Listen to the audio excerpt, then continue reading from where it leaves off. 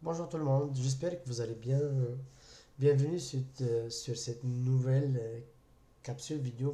Aujourd'hui, je vais parler sur les les entrevues d'embauche. Comment réussir votre entrevue d'embauche à Québec. La dernière fois, j'ai posté, j'ai fait une capsule vidéo où j'ai parlé comment postuler en ligne, comment aller fouiller dans Cuba Contact pour pigner des entreprises, puis comment déposer euh, les candidatures en ligne, comment même euh, ajuster son CV par rapport aux normes québécoises, tu sais. Quand même, ça a bien été quand même pour quelques-uns, surtout les informaticiens, mais ça s'en vient aussi pour les autres, Inch'Allah. Ok? Fait que ça marche vraiment très bien. Je connais deux, trois de ces personnes qui ont déjà passé l'entrevue, puis ils ont même eu déjà des promesses d'embauche. Ça se fait très bien. Les offres d'emploi sont déjà sur la table. Ça fait très bien. C'est pour cela que j'ai décidé de vous faire cette capsule vidéo pour aider les gens. Si ça peut aider, c'est les gens qui s'en viennent aussi. Il faut pas décourager, puis accrochez-vous, puis vous allez l'avoir. Pour commencer, j'ai quand même planifié quelques points à vous présenter. Pour cela, on va aller voir cette image. Dans cette image, je vois que dans une entrevue, tu peux avoir une personne, deux personnes, même jusqu'à trois, quatre personnes qui peut, qui peuvent vous faire un entretien. Il faut se préparer à ça.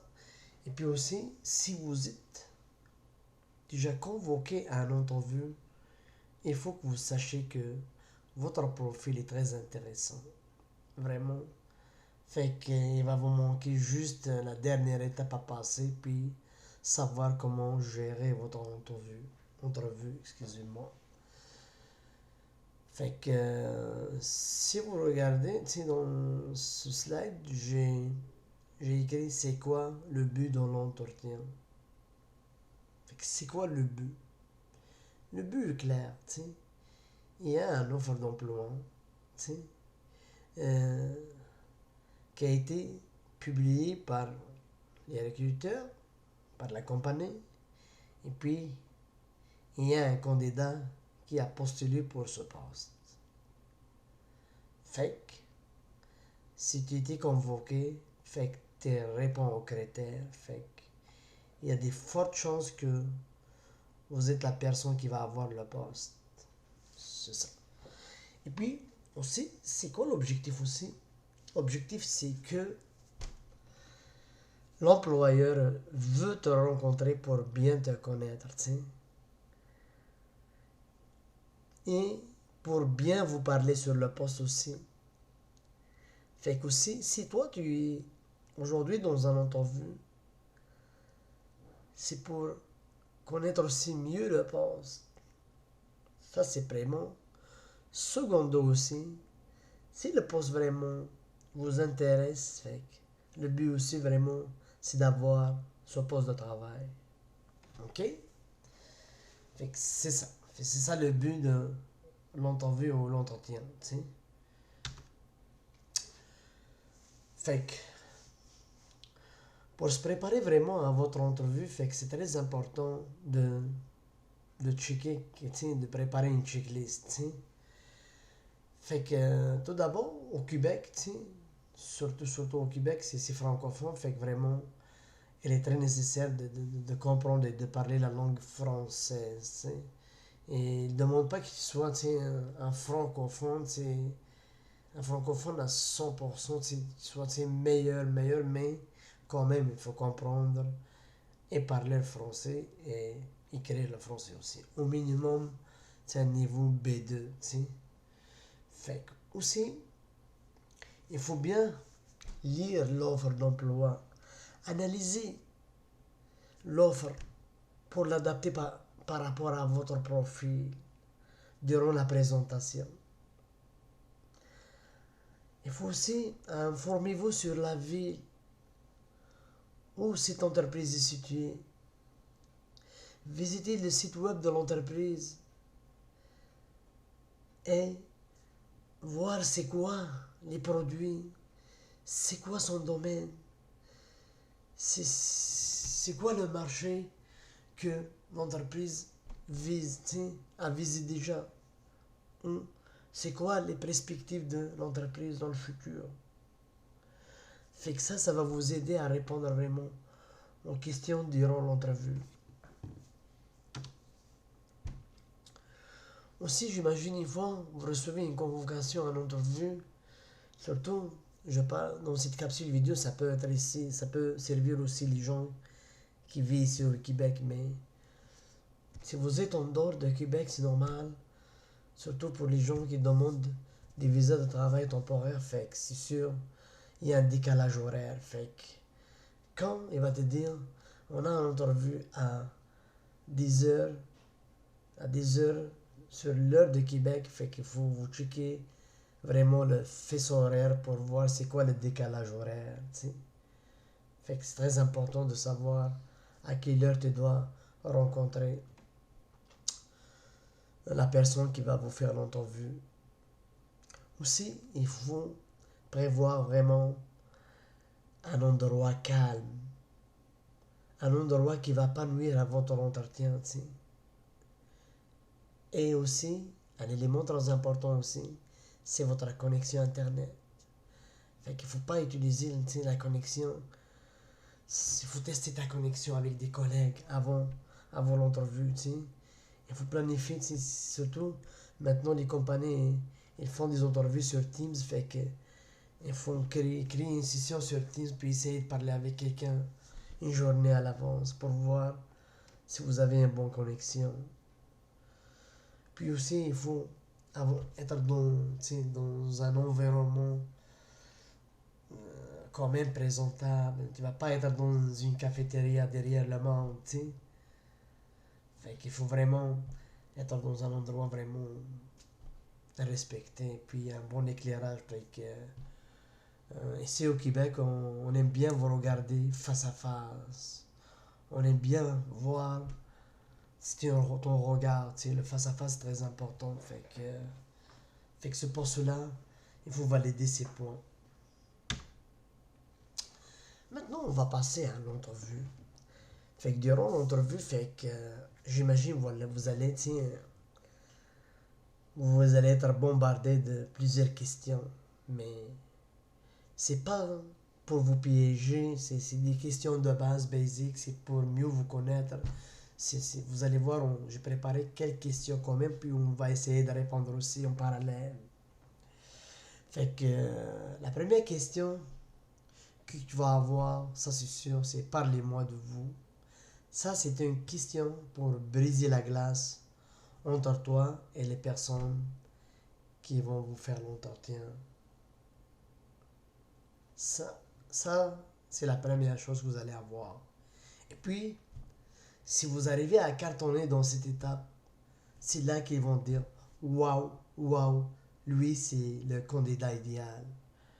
Fait que si jamais vous manquez cette étape, fait que c'est là que ça va dérouler mal, c'est sûr, parce que et même s'ils vont continuer l'entrevue avec vous, mais ça se peut qu'ils ont déjà une mauvaise idée sur vous. Fait que pour cela, parlez-moi de vous, c'est très important. Avec les personnes que j'ai référées récemment, puis avec cette méthode, ils ont eu des postes, puis ils étaient très appréciés par cette présentation.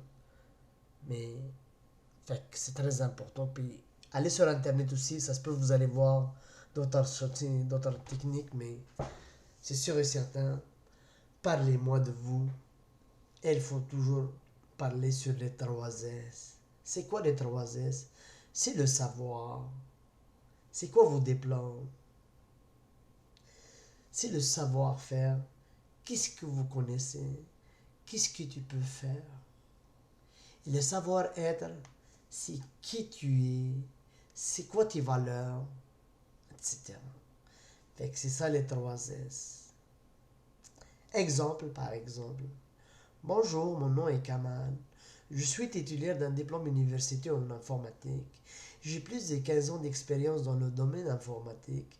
Je maîtrise parfaitement les techniques de soutien de deuxième niveau et de troisième niveau. J'ai une excellente expérience dans la gestion des projets, la gestion des systèmes informatiques tels que les réseaux, tels que, etc., etc. Je suis autonome, j'ai le sens des responsabilités, j'apprends rapide et j'aime travailler en équipe. Fait que c'est ça. Fait que je suis titulaire d'un diplôme universitaire en informatique. Fait que je viens de parler sur mon savoir, tu sais, ce que j'ai comme savoir.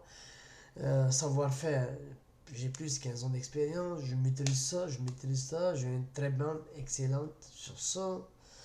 Et le savoir-être, fait que je suis autonome, j'ai le sens des responsabilités, tu sais. Je suis responsable, j'apprends rapide, etc. Fait que j'aime le travail d'équipe, mais vous pouvez, tu sais, aller regarder sur Internet, ça se peut, vous allez trouver d'autres valeurs. Mais le but de cette présentation est de ne pas réciter votre CV.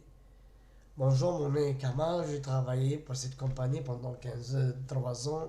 J'ai fait ça, puis j'ai travaillé pour cette compagnie après 2 ans. Excusez-moi. Fait que ça, c'est la présentation classique, puis le recruteur, il a déjà ton CV. Il a déjà ton CV, fait que il veut pas entendre ça. Fait qu'il faut démarquer, il faut démarquer. Fait que c'est ça. On va passer à une autre question qui peut être posée durant l'entrevue. Pourquoi avez-vous quitté votre emploi précédent? Pourquoi vous voulez quitter votre pays? Surtout pour les gens qui viennent de l'étranger, c'est sûr, vous allez avoir cette question. Pourquoi vous avez choisi le Québec? Pourquoi voulez-vous quitter votre pays? Fait que la réponse est simple. Pourquoi vous voulez quitter votre emploi précédent? Tellement j'ai j'ai floché sur, tu sais, quand j'ai vu votre offre d'emploi, j'étais vraiment impressionné. Puis en regardant l'offre d'emploi, puis j'ai trouvé que vraiment mon profil, ça colle à cette offre. Par exemple, et c'est une personne qui aime des nouveaux défis. Fait que, c'est ça. Fait que tu viens d'argumenter pourquoi vous avez quitté votre précédent emploi. C'est pas parce que vous avez des problèmes avec votre ancien patron. Il ne faut jamais dire ça que tu as des problèmes avec ton ancien ou tu n'aimes pas tes collègues. Ça, il faut jamais dire ça. Aussi, pour les gens qui vont venir en vous travail, vous allez avoir sur cette question pourquoi vous aimez, pourquoi vous avez préféré le Québec. La question c'est claire. J'ai préféré le Québec, c'est parce que le Québec est une province multiculturelle, tu sais. Et il y en a beaucoup d'immigrants, je connais pas mal des gens de notre communauté. Je suis en contact avec eux, puis ils me parlent souvent sur le Québec, fait que je connais bien les valeurs, les valeurs des Québécois. Puis vraiment, ça m'impressionne. Fait que, et puis, c'est une ville, tu sais, francophone, puis je suis déjà bilingue, tu sais, je parle le français bien. Fait que c'est pas mal ça. Et puis aussi, pourquoi vous, pourquoi vous avez choisi le Canada aussi, pas un autre pays? C'est juste toujours se focaliser sur le Québec. Je veux dire, moi, je connais pas d'autres provinces, mais je connais pas mal le Québec. J'ai quand même des bonnes informations sur le Québec. Fait que tu peux dire que j'ai des membres de la famille aussi, ça peut aider, tu sais. Fait que j'échange souvent avec des amis. Fait que c'est ça. Fait que vous êtes déjà intégré. Fait qu'ils voient que vous avez déjà tu sais, l'idée comment vous allez intégrer facilement à Québec. Et puis aussi, vous allez avoir cette question, ça c'est sûr. Pourquoi voulez-vous travailler pour nous? Pourquoi vous n'avez pas choisi notre compagnie?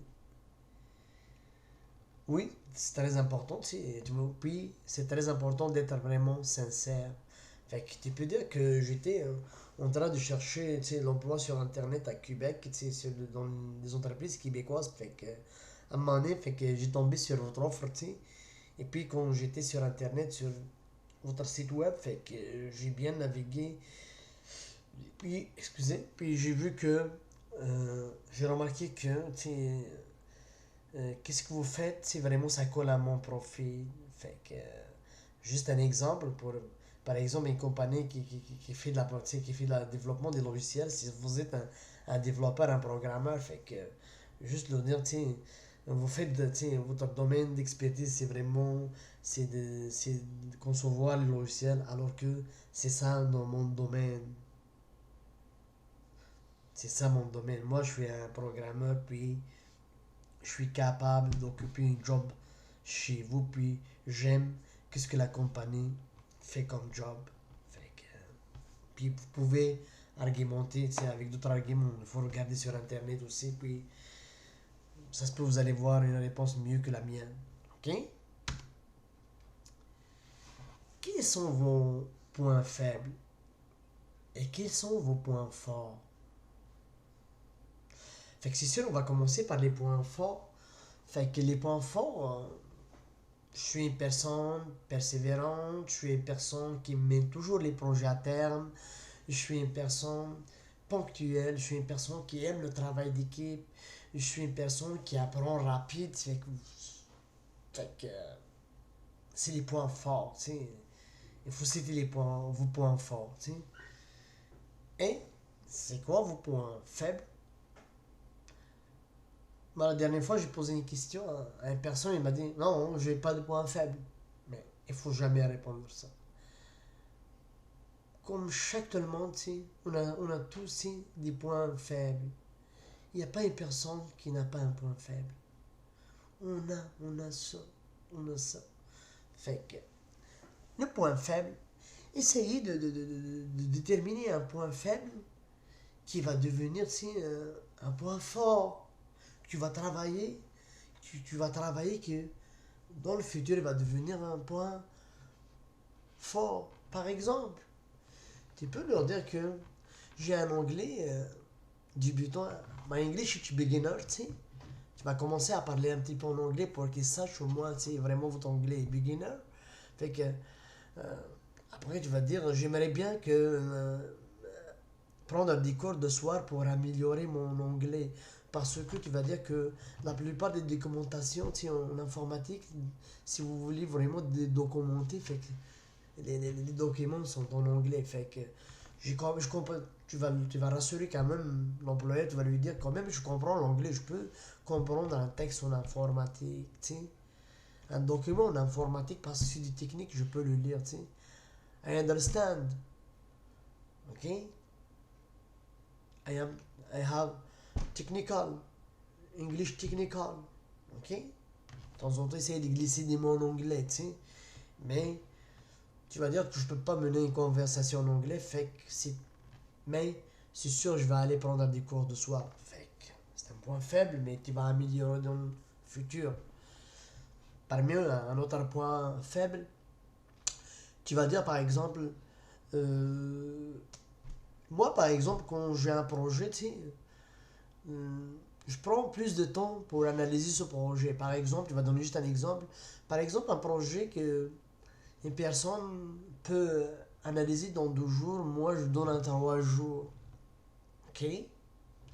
Mais tu vas dire pourquoi? Tu vas dire parce que moi je suis très minutieux dans mes projets. Puis quand je vais starter mon projet, moi je ne voulais pas démarrer mon projet. Puis après 4 jours, 5 jours, puis je dois refaire l'étude à zéro parce que j'ai pas bien fait mon étude au départ. Fait que tu rajoutes une journée, mais tu vas starter sûrement. Fait que tu vas l'assurer, tu sais. Tu rajoutes une demi-journée, une journée de plus, mais quand tu vas démarrer, tu vas démarrer. Il n'y a pas de recul. C'est pas comme une personne qui va analyser ça dans 2 jours rapidement, mais il va commencer à starter le projet, puis après 4 jours, 5 jours de travail, il va se retrouver face à un mur parce qu'il n'a pas bien fait son analyse, puis il doit refaire le travail à zéro. Fait que les 5 jours sont perdus. Mais toi, tu vas rajouter une journée, mais tu es sûr dans ton coût. Fait que c'est ça. Fait que c'est un point faible au niveau de timing, mais c'est un point fort au niveau de la réalisation. OK? Mais vous pouvez toujours regarder sur Internet pour avoir des exemples. La suivante question, elle va vous dire, pouvez-vous travailler sous pression? Il faut jamais dire non, parce que il n'y a pas un travail sans pression. OK? Parce qu'il y a des hauts et des bas toujours dans le travail. Fait que, il y a une journée que ça va slacker bien, tu sais. Ça va dérouler très bien, mais il y en a des journées que ça va brasser, ça va rouler fort, tu sais. Fait que tu dois répondre oui. Mais une fois que vous répondez oui, il faut donner un exemple. Parce qu'il attend de toi un exemple ou il peut vous demander, il va vous dire, décris-moi une situation que tu as travaillé sous pression. OK? C'est juste un moi je peux pas donner des exemples. Moi je donne un exemple dans l'informatique. Tu vas dire, une journée, j'ai rentré dans le bureau, puis il y a un client qui m'appelle, qui son serveur, il fonctionne pas, puis il y a 50 employés derrière lui qui attend, parce qu'un serveur qui est brisé, fait que tout le monde est en arrêt. Tu vas dire, ok, fait que je suis connecté à distance sur le serveur, puis finalement j'ai constaté que le serveur a été crypté, a été hacké, tu sais. Les données sont tous cryptées. Fait que c'était une période, tu vas dire que c'était vraiment stressant pour moi. Fait que mon client, on a tout perdu, puis il y a 50 personnes, 50 employés qui attendent derrière pour travailler sans payer, puis tout est bloqué. Fait qu'après, tu vas dire, tiens, je me suis calmé, puis je me suis concentré sur le problème. Comme le serveur est déjà bloqué, crypté par des virus, fait que tu vas dire, moi, j'ai toujours des solutions parce que quand je livrais cette solution pour mon client, je lui ai obligé d'acheter une solution backup. Fait qu'il a acheté une solution pour backuper chaque soir, en cas où il y a un problème, fait qu'il va restaurer. Fait que tu vas dire que j'ai informé mon client que la situation est grave, mais il a une solution parce qu'il a un backup le soir qui se fait sur un QNAP ou sur un NAS. Fait que dans 12 heures, 3 heures, tu vas, tu vas restaurer le serveur au complet. Fait qu'après 3 heures, fait que tout le monde va commencer à travailler. Fait que c'est sûr, c'est une perte dans le serveur, puis il y a 50 personnes qui attendent derrière toi. Fait que c'est de la pression, c'est du stress. Mais quand même, tu es capable de gérer ton stress. C'est ça. Fait que c'est des exemples que vous pouvez illustrer, donner à la personne qui va vous demander ça. Fait que, il y a plusieurs situations. J'imagine chacun de vous a déjà vécu une situation de stress au travail. Fait que juste relater votre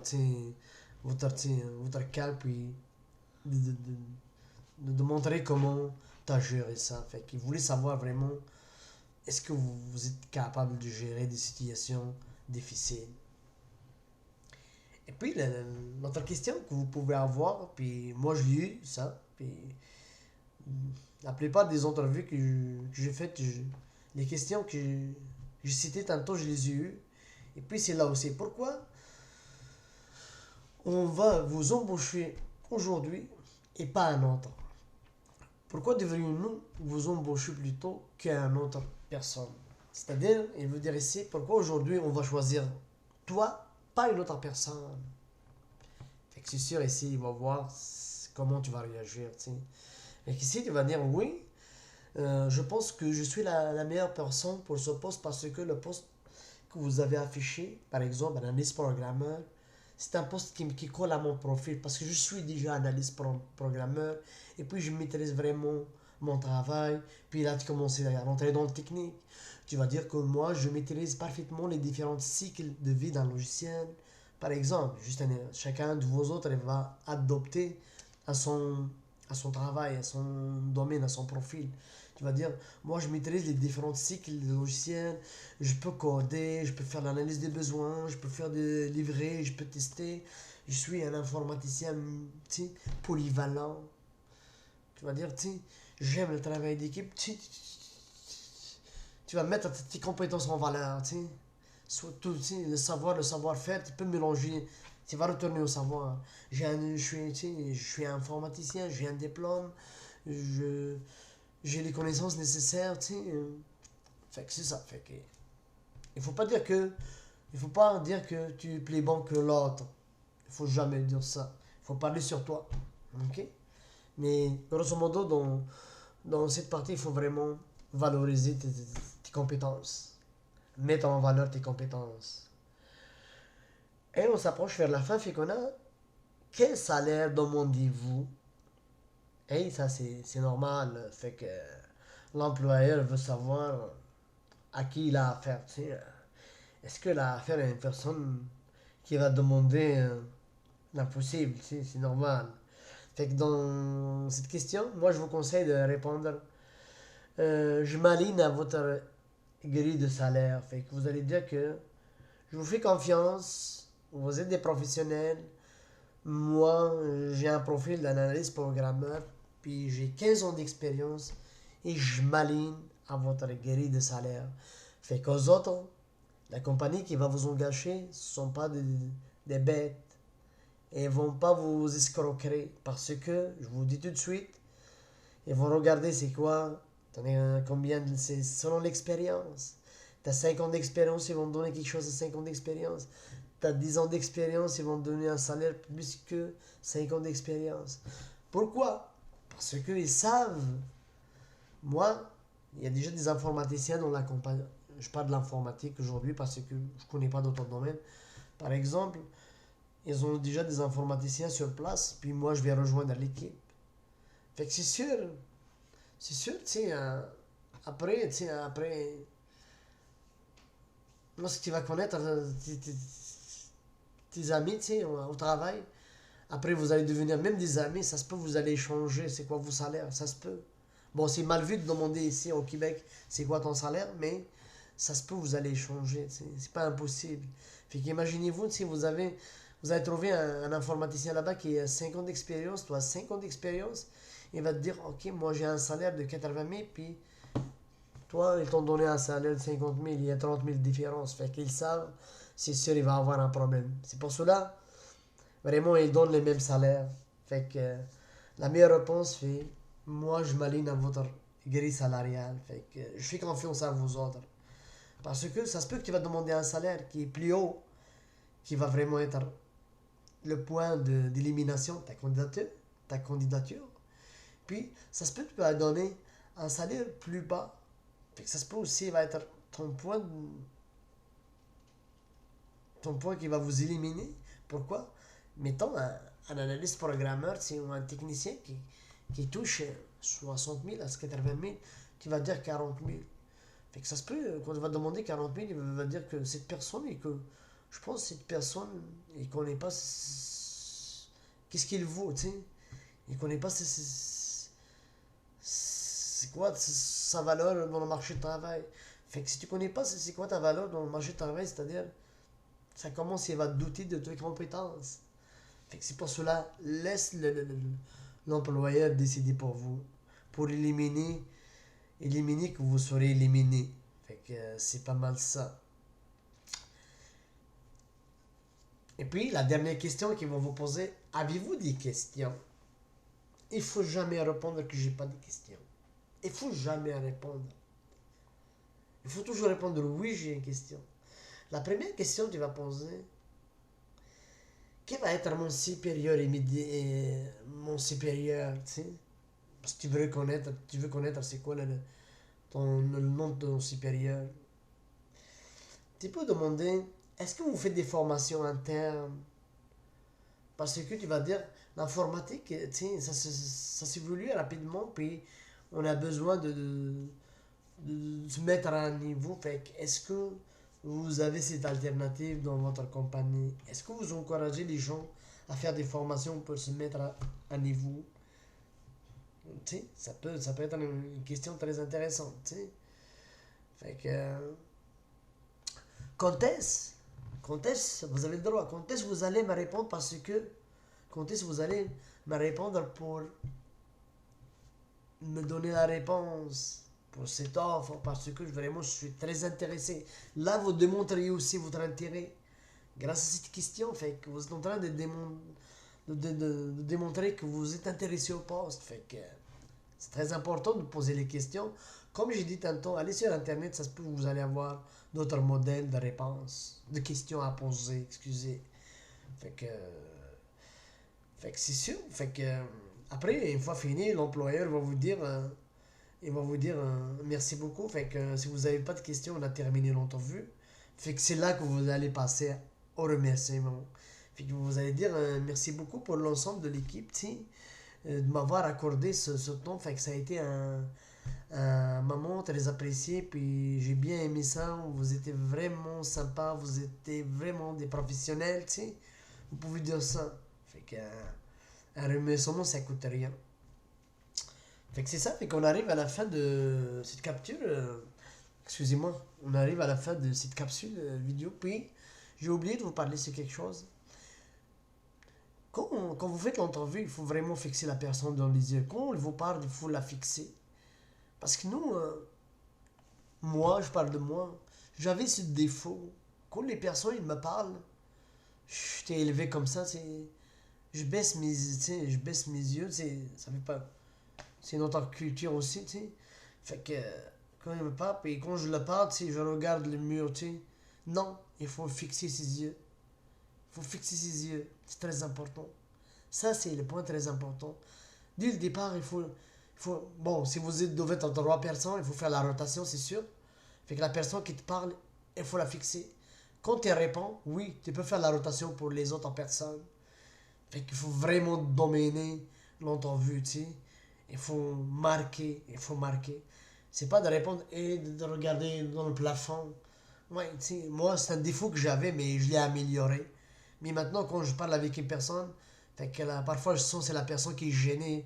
C'est la personne qui est gênée, puis parfois, la personne baisse ses yeux. Fait que c'est pas mal ça. Fait que merci beaucoup. Et puis, bonne chance dans votre nouveau défi. Puis, accrochez-vous. Fait que vous allez la voir. Merci, bye.